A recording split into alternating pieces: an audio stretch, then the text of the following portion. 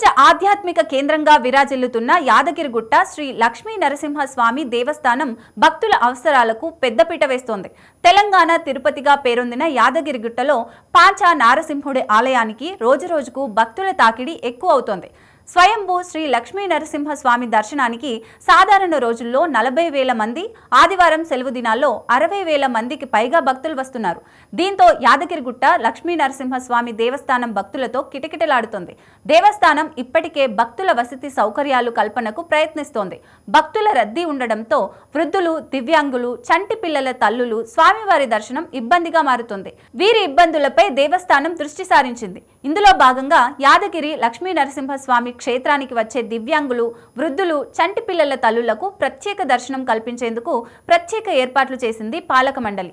కొండపై ఉన్న ప్రధాన ఆలయ తూర్పు ద్వారం ముందు 7 అడుగుల గేట్తో కూడిన గ్రిల్స్ ఏర్పాటు చేశారు. తూర్పు ద్వారం ముందు దివ్యాంగులు, వృద్ధులు, చంటి పిల్లల తల్లులు కూర్చోవడానికి బెంచీలు, కుర్చీలను అందుబాటులోకి తీసుకువచ్చారు.